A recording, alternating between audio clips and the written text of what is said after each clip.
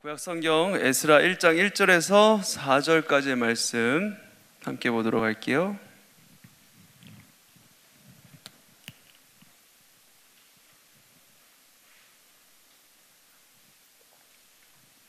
성경 안 가져온 친구들은 앞에 보시고 에스라 1장 1절에서 4절 말씀, 제가 한 절, 여러분이 한 절 교독하도록 하겠습니다. 바사왕 고레스 원년에 여호와께서 예레미야의 입을 통하여 하신 말씀을 이루게 하시려고 바사왕 고레스의 마음을 감동시키심에 그가 온 나라에 공포도 하고 조서도 내려 이르되, 바사왕 고레스는 말하노니 하늘의 하나님 여호와께서 세상 모든 나라를 내게 주셨고 나에게 명령하사 유다 예루살렘에 성전을 건축하라 하셨나니, 이스라엘의 하나님은 참 신이시라. 너희 중에 그의 백성된 자는 다 유다 예루살렘으로 올라가서 이스라엘의 하나님 여호와의 성전을 건축하라. 그는 예루살렘에 계신 하나님이시니라. 그 남아있는 백성이 어느 곳에 머물러 살든지 그곳 사람들이 마땅히 은과 금과 그 밖의 물건과 짐승으로 도와주고 그 외에도 예루살렘에 세울 하나님의 성전을 위하여 예물을 기쁘게 드릴지니라 하였더라. 아멘. 할렐루야. 네, 비가 오는 가운데에도 비가 꽤 많이 내렸어요. 아침에. 지금은 조금 잠잠해졌는데 목사님 올 때에는 비가 엄청 많이 내려가지고 막 그 차로 이렇게 달려올 때 앞이 보이지 않을 정도로 이렇게 비가 많이 왔었거든요. 이렇게 비가 오는 중에도, 그리고 또 이제 시험 기간인 걸로 알고 있는데 시험 기간인 중에도 여러분들 이렇게 예배 자리로 나오셔서 너무나 반갑고 또 하나님께서 우리 예배를 기뻐 받으실 줄 믿습니다. 지난주까지 우리가 다니엘서 말씀을 봤어요. 이제 다니엘서에서 이어지는 에스라서인데 성경책을 이렇게 펼쳤을 때 다니엘서보다 에스라서가 이렇게 좀 앞에 있어가지고 에스라서가 좀 더 이렇게 앞에 시대 말씀 같은데 다니엘서에서 바로 이어지는 게 에스라서예요. 자, 에스라서를 보면서 이제 조금 배경을 좀 설명하면서 이야기를 하려고 하는데, 우리가 성경에 보면은 지난주에도 뭐 바벨론이 나왔다가 뭐 페르시아 제국이 나왔다가 다니엘서를 뭐 이렇게 얘기를 했었는데, 성경에 보면은 몇 가지 중요한 나라들, 중요한 제국이 나옵니다. 성경에 띄워주세요. 첫 번째로는 이집트 제국이 나와요. 이집트. 여러분 이집트 들어보셨죠? 이집트가 출애굽기에 모세가 이제 출애굽을 하려고 할 때 그 노예 생활을 하다가 나오는 곳, 그곳이 애굽으로 성경에 기록이 되어 있는데 그게 이집트 제국입니다. 이집트 제국. 깜짝 놀랐어요.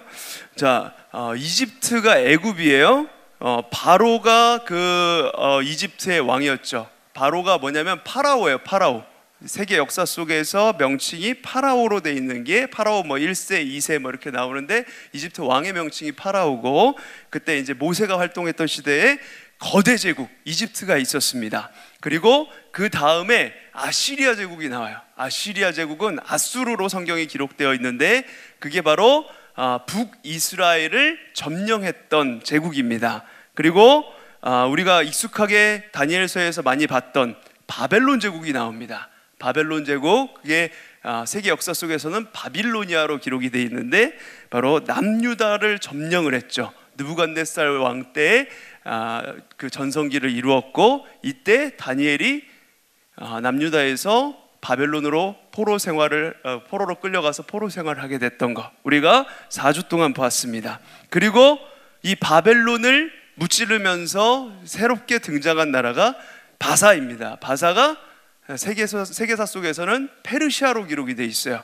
페르시아, 그거를 성경에서는 바사로 이렇게 써 있는데 바벨론을 점령했고, 오늘 보게 될 고레스 칙령을 통하여서 유다 예루살렘으로 귀환하는 그런 일들을 페르시아가 하게 됩니다.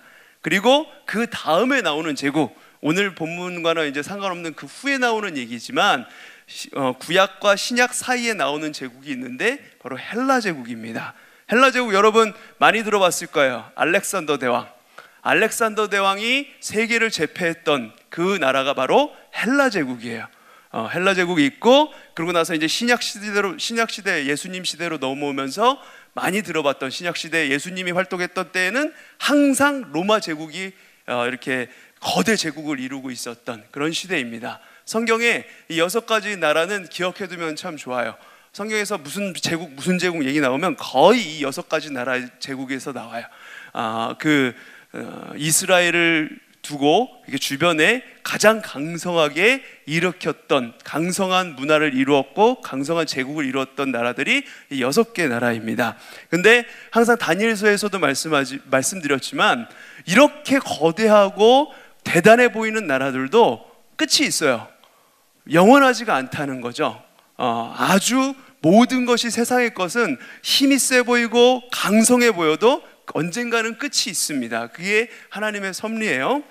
자, 다니엘서를 통해서 좀 전에 얘기했던 이 메데 바사라는 새로운 제국이 일어나서 거대 제국 바벨론을 하루아침에 무너뜨린 것을 우리가 보았습니다. 하나님께서 하신 일이라는 것을 보았죠. 바벨론을 무너뜨렸던 이 페르시아 제국은 지금의 이란이에요. 이 페르시아가 어디냐면 지금 지도로 보면 이란 지역이 페르시아인데, 이 이란의 전체 역사를 통해서 가장 위대한 왕으로 꼽히는 왕이 두 왕이 있는데, 대왕이라고 불리는 그레이트라고 이렇게 써가지고 대왕이라고 기록한 그런 왕이 있는데, 두 명이 딱 있어요. 둘 다 성경에 나오는 인물이에요. 한 명은 오늘 보게 될 고레스 왕이고, 그리고 세계사에 나온 이름으로 보면 이 고레스는 키루스라고 기록이 돼 있어요. 키루스 대왕이라고 기록이 돼 있고, 다른 한 명은 다리오 왕입니다. 다리우스 왕이에요. 이 다리오 왕은 지난주에 봤었던 다니엘서에 나오는 고레스 왕 대신 이 바벨론을 다스리는 총독으로 부임했던 그 사람이 아니라, 고레스 왕 이후에 나오는 에스라서 4장에서 6장에 기록된 왕 이름입니다. 다리오 왕이고 세계사 이름으로는 다리우스라고 기록이 되어 있어요. 게임 캐릭터에도 있더라고요. 롤에 이렇게 뭐 다리우스라고 있던데 아마 이 이름을 따서 쓴 것 같아요. 자, 그 중에서 고레스 왕은 우리나라로 치면은 광개토 대왕이나 세종대왕 정도 되는 왕이라고, 그보다 훨씬 더 세계사적으로는 유명하고 뛰어난 왕이라고 생각하면 됩니다. 영토를 확장해서 대제국을 건설했고 지혜와 인자함을 갖춘, 세계사적으로도 그보다 위대한 왕을 찾아볼 수 없다, 알렉산더 대왕도 존경했던 그 왕이 바로 키루스 대왕, 고레스 왕입니다. 지금도 이란에서는 가장 뛰어난 왕이 누구냐 하면은 첫 번째로 꼽는 왕이 이 고레스 왕이에요. 성경에서 이 페르시아는 바벨론 제국과 완전히 대조되는 정책을 쓰는 나라로 기록이 되고 있습니다. 예루살렘을 파멸시키고 주민들을 이렇게 노예로 끌고 가고 포로로 끌고 갔던 게 바벨론이었어요. 바벨론에 대해서는 이 예루살렘에 살았던 유다인들, 이스라엘 사람들이 어떤 종류의 좋은 감정도 있을 리가 없습니다. 왜냐하면 핍박하고 노예로 부리고 했기 때문에.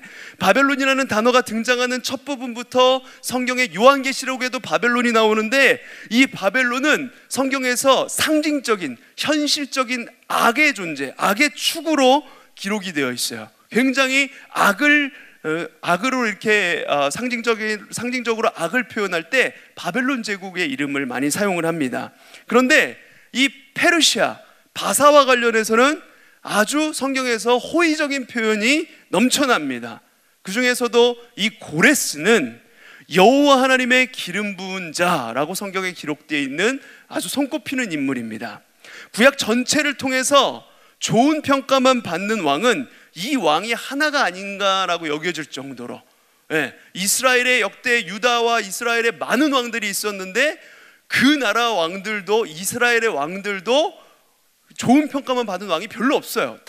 다윗도 뭐 이렇게 약점이 이렇게 지적이 되고 그러는데, 이 고레스 왕은 이방 나라의 페르시아의 왕인데도 아주 좋은 평가만 성경에 기록되어 있습니다.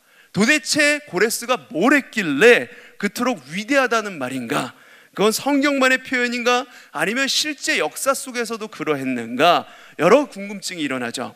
구약에서 가장 끔찍한 부분은 예레미야의 끝부분과 예레미야 애가서를 보면은 구약에서 가장 끔찍한 내용이 나옵니다.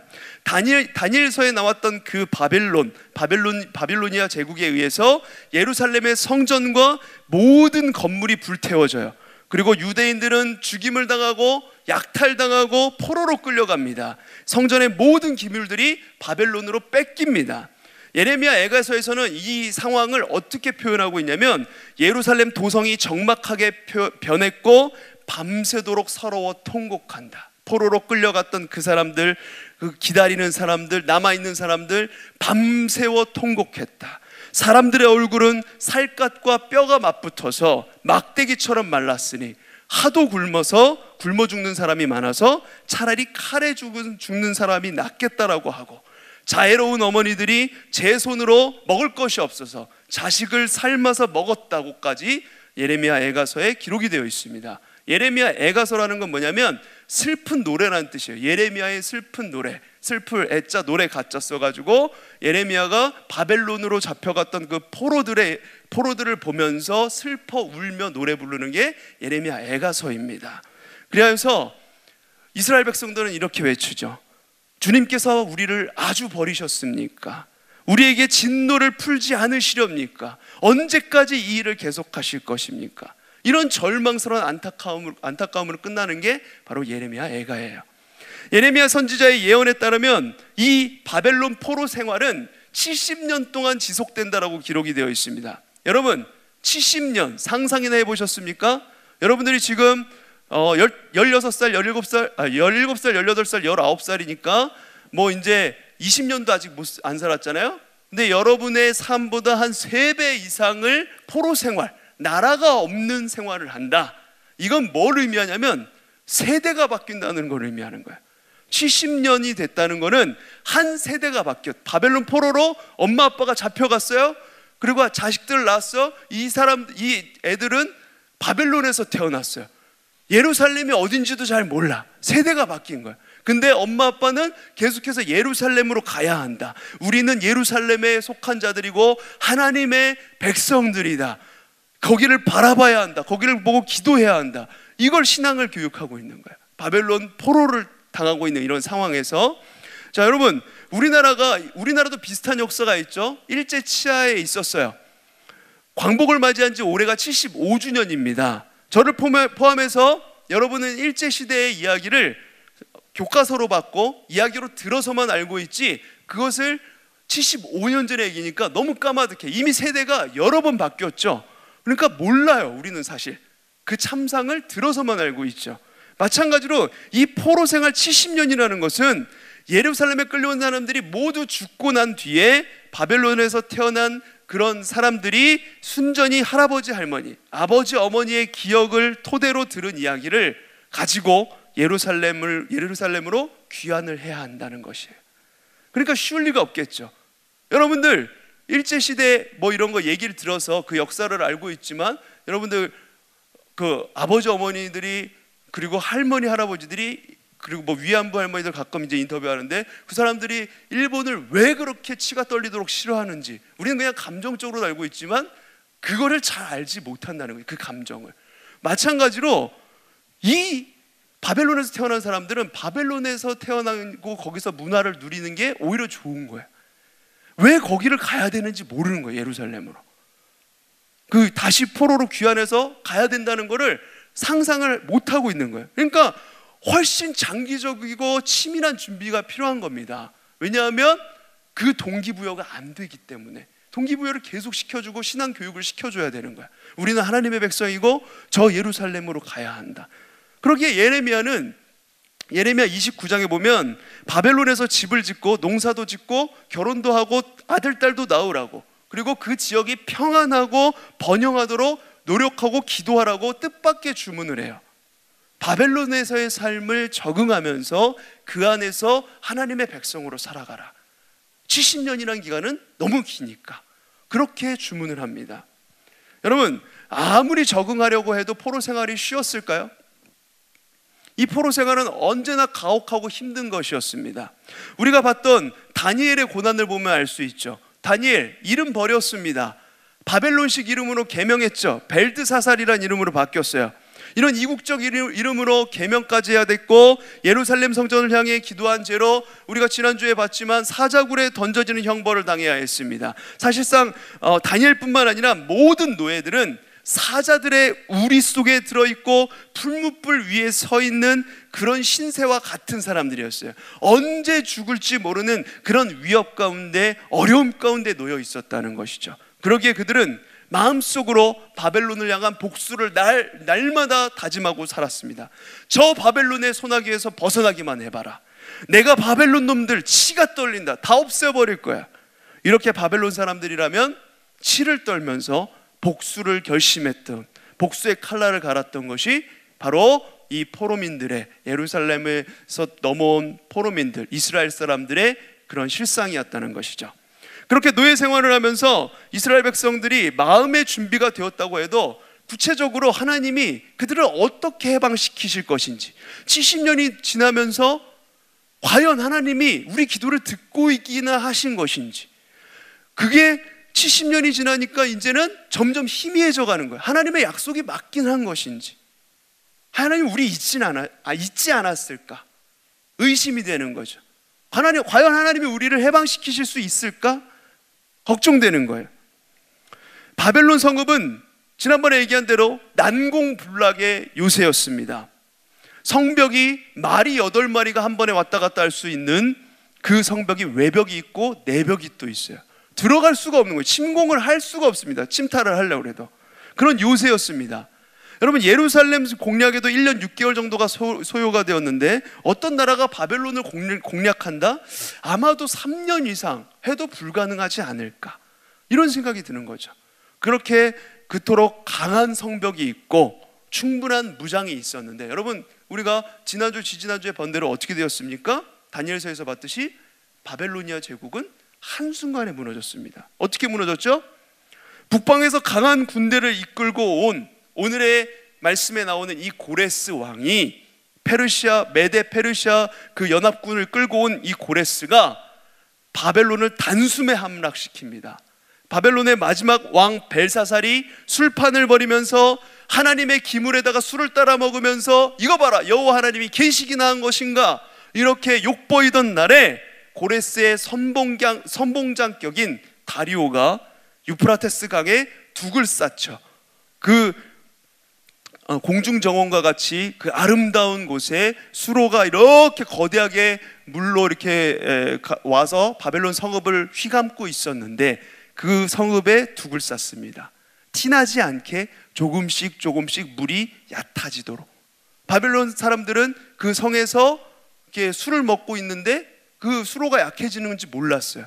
사람이 건널 수 없는 수로였는데 이제 둑을 쌓아서 점점 물이 안 들어가니까 점점 얕아지기 시작하는 거죠.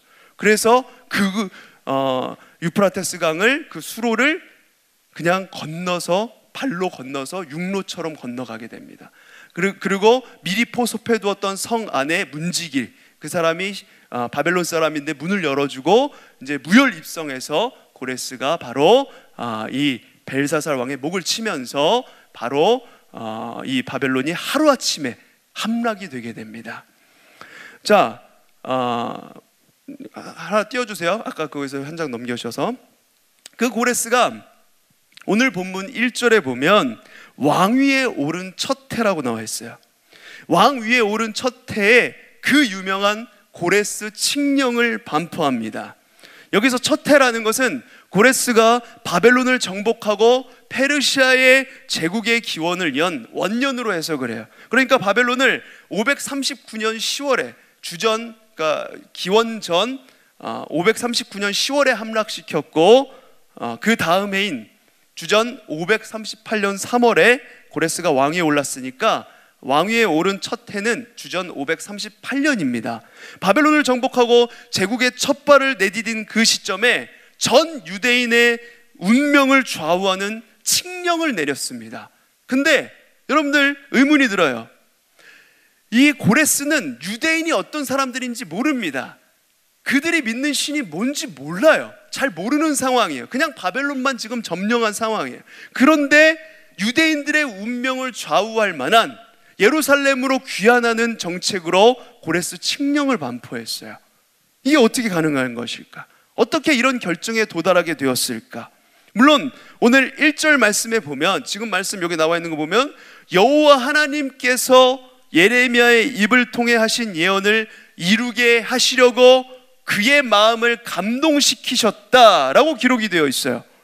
하나님께서 하신 일이죠. 그런데 그럼에도 그가 직접 하나님의 계시를 봤을 것 같지는 않아요. 하나님을 믿는 사람이 아니었어요. 조로아스터교를 믿는 사람이 바로 이 고레스였습니다. 페르시아 제국은 국교가 조로아스터교였어요.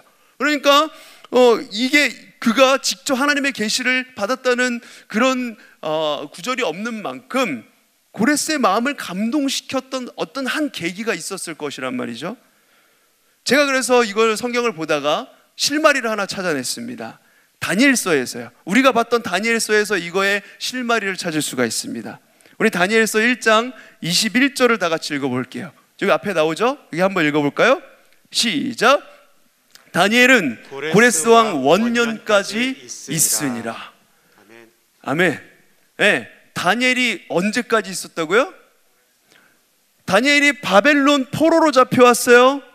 80년이 지납니다. 그리고 고레스 왕이 페르시아 대군을 이끌고 와서 바벨론을 함락시켰어요. 그러면서 고레스 왕 원년을 열었습니다. 이때까지 다니엘이 궁궐에 남아 있었던 거예요. 바벨론 도성 그 궁궐에 남아 있었던 겁니다. 페르시아 제국이 바벨론 제국을 함락시킨 고레스 왕 1년, 지지난주에 이야기한 것처럼 이때 다니엘의 나이는 80이 넘은 나이였습니다. 고레스는 바벨론 성에 입성하여서 바벨론을 함락시킨 다음에 그들의 유능한 원로 대신들 여러 신하들을 만났을 것이고, 그 중에는 지혜와 총명함으로 타의 추종을 불허했던 모두가 다 아는 그 유명한 다니엘이 있었을 것입니다. 성 안에 그가 알게 된 거예요. 그때 다니엘이 누군지. 다니엘은 이 기회를 놓치지 않고 예레미야를 시켜서 하신 주님의 말씀을 전했을 것이죠. 무슨 말씀을 전했을까요? 아마 이 말씀을 전했을 것입니다. 예레미야서 29장 10절 말씀 우리 다 같이 한번 읽어볼까요? 시작. 여호와께서 이와 같이 말씀하시니라. 바벨론에서 70년이 지나면 내가 너희를 돌보고 나의 선한 말을 너희에게 성취하여 너희를 이곳으로 돌아오게 하리라. 아멘. 바벨론이 바사의 대왕에 의해서, 그 페르시아의 대왕에 의해서 멸망당한 것이 여호와 하나님께서 이미 예비하신 것이다. 그게 바로 벨사살 왕의 꿈과 환상 속에서도 나타났고, 그 잔치통에 손으로 나타나서 메네메네 대겔 우바르신이라고 써있었던 하나님의 그 놀라운 역사 가운데에서도 이미 보여주셨던 일이다. 유대민족이 70년 만에 그 대왕의 은덕에 힘입어서 고향에 돌아갈 수 있을 것이며, 이 모든 일이 전능하신 여호와 하나님의 예비하신 바이다. 그러기에 우리는 고레스 당신을 이렇게 기다리고 또 기다리고 있었습니다. 이런 소식을 다니엘이 아마 전했을 거예요.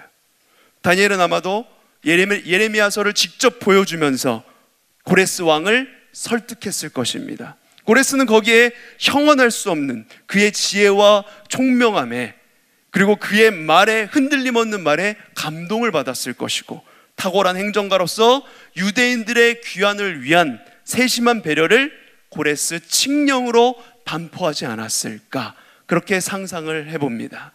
이게 성경에서 연결점이에요. 성경에 나와 있지는 않지만 다니엘이 고레스 왕 원년까지 있었다. 그러면 고레스 왕을 감동시킨 계기는 아마도 이때 하나님의 사람 다니엘을 통해서 이루어진 것이 아닌가, 이렇게 생각을 해보게 되는 것입니다. 자, 고레스 칙령을 한 장 넘겨주시고요. 고레스 칙령은 세계사적으로도 그리고 유대인들에게도 너무 중요한 문서였습니다. 이 그림은 영국의 런던 대형 박물관에 있는 고레스 칙령이 담겨있는 고레스 실린더라는 거예요. 고레스 실린더, 여기에 고레스 칙령이 이렇게 써 있습니다. 칙령의 내용은 대략 이런 거예요. 한 장 넘겨주실까요? 칙령의 내용은 이겁니다. 하나님께서 나에게 모든 나라를 다스리게 하셨다. 고레스가 쓴 겁니다. 하나님을 섬기는 모든 백성에게 하나님이 함께 하시기를 빈다. 예루살렘에 하나님의 성전을 지으라 하셨다. 잡혀온 하나님 백성 중 원하는 자는 모두 귀국하게 하라. 귀국할 때 도움이 필요한 사람이 있으면 이웃 사람은 그를 도와주라. 성전에 바칠 자원 예물도 들러 보내도록 하여라. 느부갓네살이 약탈해온 예루살렘 성전에 있던 여러 그릇을 빠짐없이 돌려주어라. 성전 기물도 들고 가라는 거예요. 이 고레스 칙령은 인류사에 있어서 최초의 인권 선언이자 민족 해방 선언으로 손꼽히고 있는 그런 유명한 문서입니다. 그 특징은 뭐냐면, 한 장 넘겨주시고요. 첫 번째로 이 고레스 칙령의 특징은 각 민족이 믿는 신을 그대로 인정해 준 겁니다. 고대 민족들은 다른 나라를 정복하면 지난번에 얘기했던 대로 그 나라의 신을 격화시킵니다. 자신들이 믿는 신이 뛰어난 신이기 때문에 우리가 전쟁에서 승리했다. 나는 신의 대리자로서 너희들에게 얘기한다. 우리의 신을 믿어라. 우리의 신이 강하기 때문에 너희들의 신이 패한 것이고 우리가 승리한 것이다. 이렇게 하면서 다른 신을 못 믿게 만들었어요. 이때 고대의 전쟁은 그런 신들의 대리전이었기 때문에 항상 그랬습니다. 모든 나라가 그렇게 했어요. 그런데 바벨론은 진흙으로부터 생명과 도시를 만들어낸 마르둑 신을 믿고 있었고, 바사인들은 조로아스토교를 믿고 있었습니다. 믿는 신이 달라요. 그런데 고레스는 자신의 신앙을 강요하지 않습니다. 그는 바벨론인들에게는 마르둑 신이 바벨론 입성을 허용했다라고 말하고 있으며, 유대인에게는 여호와 하나님이 자신에게 이 모든 나라를 다스릴 권능을 주셨다라고, 허락했다라고 그렇게 얘기를 합니다. 또한 예루살렘에 귀환할 때까지 느부갓네살이 약탈해 왔던 그 성전의 모든 기물들, 여호와 하나님을 상징하는 성전의 기물들을 빠짐없이 돌려주라는 명령까지 내려요. 유대인들의 신앙심의 핵심인 그 성전 기물까지도 존중해주고 하나님을 경배할 수 있도록 하는 세심한 배려를 하고 있는 것을 볼 수 있죠. 그래서 고레스는 세계사적으로 볼 때 아주 인간적이고 아주 그 성품이 덕스러운 그런 왕으로 평가받고 있습니다. 고대에서 이런 종교적 관용은 그 예를 찾아볼 수 없는 것이었고, 페르시아의 포용적인 세계 지배의 밑거름이 됩니다. 페르시아는 이런 포용 정책을 통해서 세계 많은 나라들을 자기의 나라에 귀속시켰어요. 자, 넘겨주시고요. 이 고레스 칙령의 두 번째 특징은 뭐냐면, 유대인들에게 자유와 해방을 선언하고 그들 중 원하는 백성들은 모두 귀국하라고 허락을 했습니다. 70년의 포로 생활, 그리고 해방, 나라를 되찾은 기쁨이 얼마나 큰 것일까요? 감히 상상도 못한 일일 것이에요. 이사야는 이것에 대해서 이렇게 얘기하고 있습니다. 한 장 넘겨주시고요. 제가 이사야의 그 포로 귀환 장면을 이렇게 미리 보고 이사야가 얘기했던 이 장면들을 제가 한번 읽어드릴게요. 하늘이여 노래하라, 땅이여 기뻐하라, 산들이여 즐거이 노래하라. 여호와께서 그의 백성을 위로하셨은즉 그의 고난당한 자를 긍휼히 여기실 것임이라.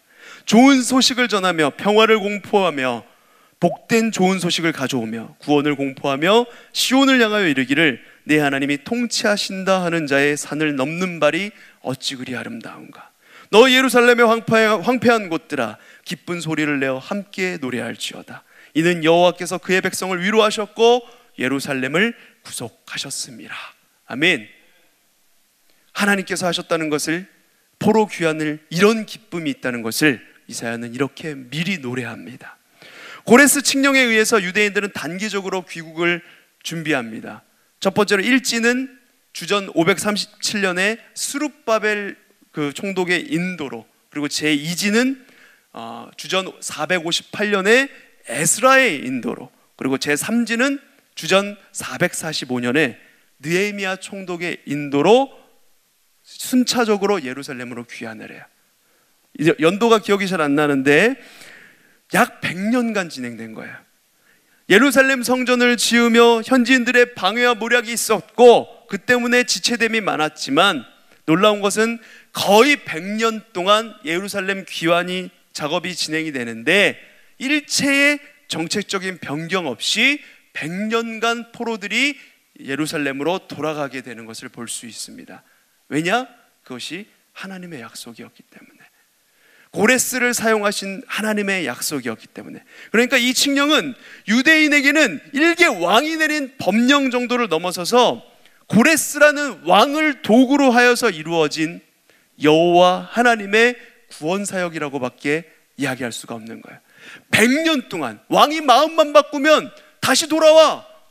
이렇게 명령을 내려버리면 끝나는 거거든요. 근데 100년이 넘는 작업을 하면서도 일체 흐트러짐 없이 예루살렘 성전으로 포로들이 다 돌아가게 되었다는 것이에요. 하나님의 구원 사역이기 때문에 이게 가능하다는 것입니다. 고등부 친구 여러분, 무슨 세계사 시간인지 성경 말씀 시간인지 모르겠죠. 성경 말씀의 세계사적으로 이런 위치에 있다는 것을 배경을 설명을 통해서 얘기하는 건데, 결론적으로 이 왕의 역사들, 제국의 역사들을 보면 아까 얘기한 것처럼 세상의 것은 영원한 것이 없고 하나님의 구원 사역과 하나님의 그 때와 정한 시간은 정확하게 이루어 가신다는 것을 이 성경 말씀을 통해서 얘기하고 있는 거예요. 여러분, 하나님은 정확하게 당신의 때에 당신의 방법으로 역사하십니다. 믿으십니까? 이것은 변하지 않는 진리예요. 오늘 본문에서도 하나님은 이스라엘 백성들을 위해 바벨론을 정복한 그 페르시아 왕 고레스를 사용하셨습니다. 하나님은 고레스 왕의 마음을 감동시키셔서 유대인들이 다시 가나안 땅에 돌아갈 수 있는 그 은혜를 베푸세요. 하나님은 분명히 당신의 시간표대로 정확하게 역사하셨습니다. 그런데 문제는 이 하나님의 정확한 역사가 현실 속에 살고 있는 우리에게는 매우 느리게 느껴진다는 겁니다. 70년의 포로 생활을 견뎌야 했고 100년에 걸쳐서 귀한 작업이 이루어졌어요. 세대는 교체되고 또 교체됩니다. 언제나 하나님의 응답과 하나님의 인도하심은 우리가 생각하는 것보다 느리게 나타나는 것이 우리에게는 굉장히 힘든 일이죠. 저에게도 하나님의 인도하심, 하나님의 역사를 기다리는 게 힘들게 느껴집니다. 매 순간 힘들게 느껴지는데 특별히 우리 교회에 오게 되었던 한 일을 하나님의 인도하심을 하나 얘기해 드리고 싶어요. 작년에 목사님이 전에 사역하던 교회에서 일찌감치 사역을 마무리하고 9월에 마무리를 했어요. 그리고 9월부터 어느 교회에 지원할지 알아보기 시작했습니다. 여러분들이 뭐 대학교 원서 쓰잖아요. 대학교 갈 대학교 이제 원서 쓰고 이제 고3들은 막 그러잖아요.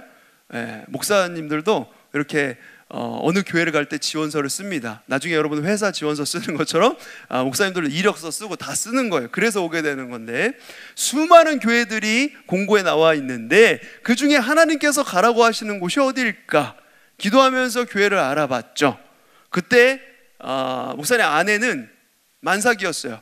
아까 여러분 봤는지 모르겠는데 저희 주은이 있었는데 주은이 이렇게 베고 있었습니다.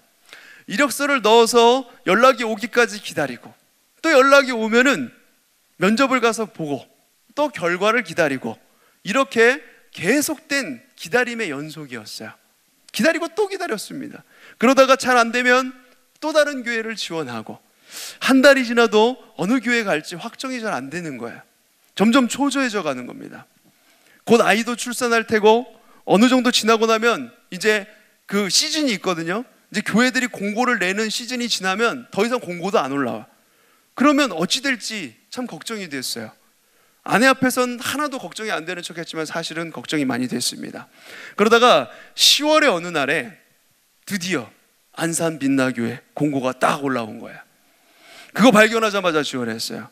예전부터 우리 빛나교회에 대해서 잘 알고 있었거든요. 우리 목사님들 사이에서는, 우리 사역자들 사이에서는 가고 싶은 교회 순위권에 있는 교회입니다. 우리 교회가 그런 교회예요. 여러분들 이렇게 그냥 편하게 생각하고 이렇게 나와 있죠. 우리 교회가 그렇게 건강하고 좋은 교회입니다. 할렐루야. 자, 공고를 보자마자 지원했고 연락이 올 때까지 또 기다렸습니다. 한 일주일쯤 지났을까? 면접을 보러 오라고 연락이 왔어요. 처음 면접은 유호승 목사님을 만나는 거였어요. 한 1시간 면접을 하고 일단 집에 와서 또 기다렸습니다. 언제까지 연락 준다는 말씀이 없으셨어요. 얼마나 기다려야 될지 모르겠는 거예요. 그러니까 하루하루가 굉장히 길게 느껴졌죠.